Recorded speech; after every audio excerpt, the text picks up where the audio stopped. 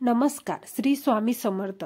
तर बघा, आपण बघणार आहोत 38 साईजचं 4 डार्ट बेल्ट ब्लाउजची कटिंग। तर त्याच्यासाठी आपण इथे मेजरमेंट बघून घेऊया। तर उंची आहे आपली 14 इंच, साईज आहे 38, कमर आहे 32, शोल्डर आहे 14.5 इंच, पुढचा गळा आहे 6.5 आणि मागचा गळा आहे 7 इंच। तर बघा, हे आपण अंगावरचं मेजरमेंट मोजून घेतलेलं आहे। ठीक आहे। तर बघा, इथे बिना अस्तरचं ब्लाउज आहे आपलं। तर चला आपण इथे पेपर कटिंग कशी करायची आहे हे बघूयात। तर बघा, सर्वात आधी काय करायचं आहे, आपल्याला उंचीचं माप टाकायचं आहे।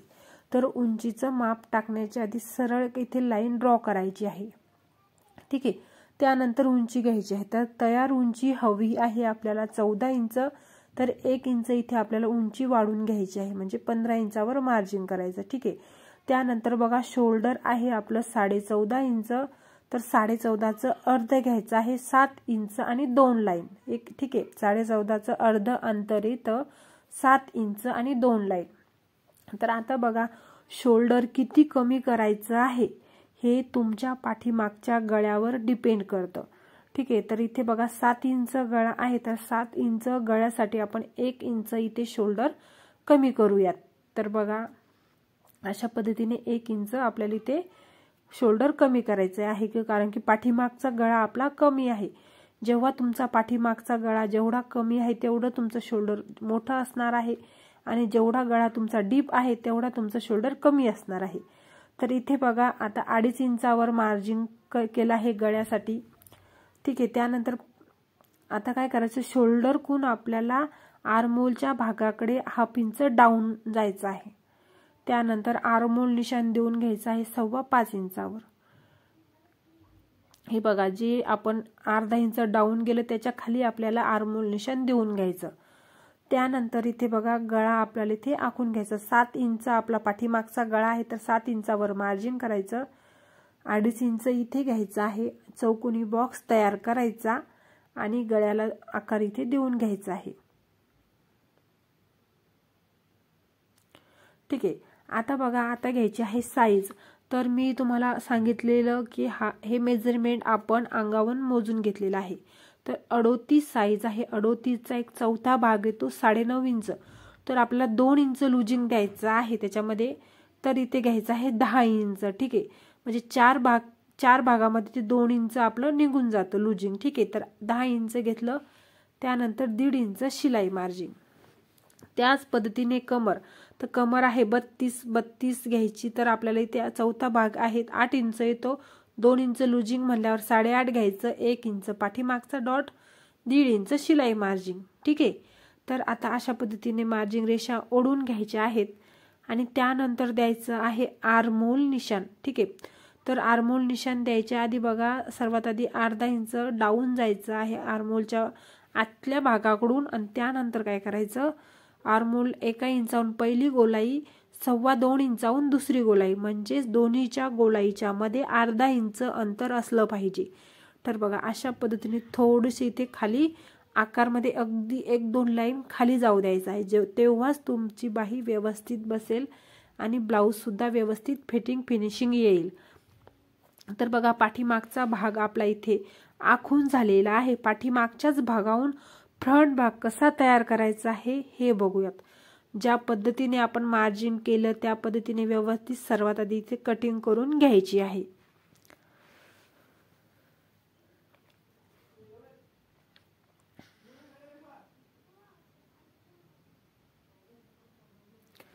ठीक आहे। आता बघा, आता काय करायचं आहे, कसा फ्रंट भाग तयार करायचं ते बघूयात।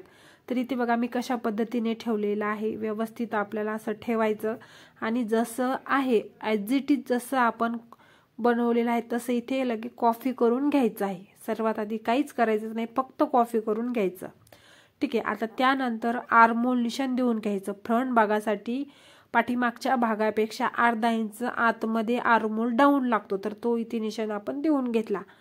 त्यानंतर इथे बघा, काय करायचं आहे आपल्याला, गळ्यासाठी समोरचा गळा आहे 6.5 इंच, तर त्याचं मार्जिन देऊन घ्यायचं आणि गळा इथे तयार करून घ्यायचा आहे।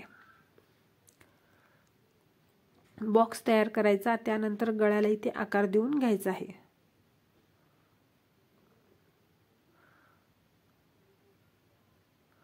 ठीक आहे, आता बघा आता आपल्याला घ्यायचं आहे टक्स पॉइंट, म्हणजे हे बघा आपण इथे टक्स पॉइंट किती घ्यायचा ते बघा, 10.25 इंच. ठीक आहे, 10 इंच आणि 2 लाईन मी इथे घेतलेला आहे. त्यानंतर टक्सची रुंदी बघा, आता इथे रुंदी घेत आहे मी 4 इंच आणि 2 लाईन. ठीक आहे, मोठ्या मापाचं ब्लाऊज आहे, 4.5 इंच घेतलं तरी चालेल. सरळ इथे लाईन आपण ड्रॉ करून घेतलेली आहे. आता बघा आता काय करायचं आहे, बेल्टचं निशाण देऊन घ्यायचं. तर बेल्ट तुम्ही तुमच्या कस्टमरच्या डिमांडनुसार ठेवू शकता. तर इथे घेत आहे मी 2.5 इंच, दोन्ही बाजूने 2.5 इंचचं मार्जिन करायचं. सर्वात आधी सरळ एक लाईन ड्रॉ करायची आणि त्यानंतर असं बेल्टला नोक देऊन घ्यायचं आहे. ठीक आहे, आता बघा हे जे अंतर आहे ते किमान 1 इंचाच्या वर असलं पाहिजे.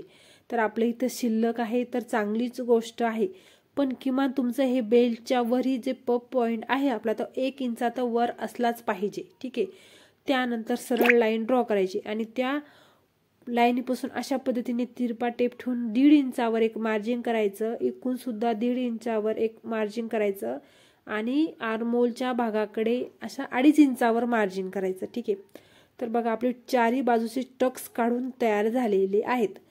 ते बघा आता त्यानंतर लाईन इथे ओढून घ्यायची आहेत.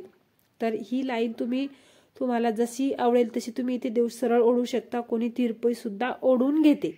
तर बघा आता काय करायचं, सर्वात महत्त्वाचं पॉईंट म्हणजे हे बघा आता ही जी लाईन आहे, ही जी पॉईंट आहे तर याचं मार्जिन वाढवून घ्यायचं आहे एक इथे 1/2 इंच. ठीक आहे, आपल्याला तो टक्स टाकावा लागतो, याचं घ्यायचं आहे इथे आणि या टक्सचं मार्जिन वाढवायचं आहे इथे. तिन्ही बाजूकून वाढवून घेतलं आणि जो मधला टक्स आहे तो 1 इंच वाढवायचा आहे, म्हणजे एकूण 1/2 इंच आणि एकूण 1/2 इंच. ठीक आहे, म्हणजे झालेला आहे 1 इंच अशा पद्धतीने.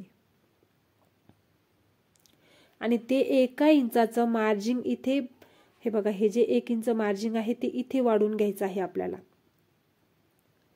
त्यानंतर मार्जिन रेषा ओढून घ्यायच्या आहेत. आता बघा हे 1/2 इंच आपण बरोबर खाली मार्जिन दिलेलं होतं ते व्यवस्थित आपल्याला असं मार्जिन रेषा ओढून घ्यायची आहे बघा.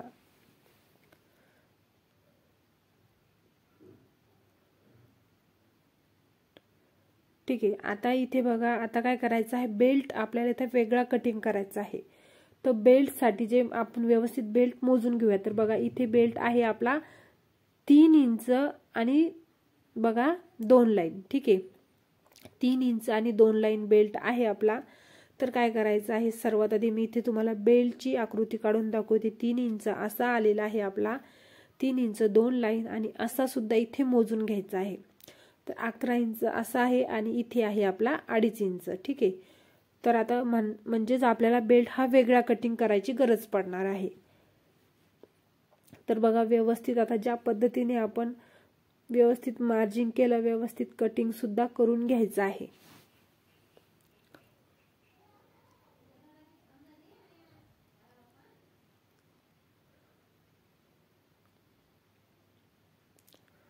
तर बघा इथे हुक आय पट्टी लावण्यासाठी आपण थोडंसं मार्जिन पेपर सोडलेला होता, ती मार्जिन रेषा सुद्धा इथे ओढून घेणार आहोत.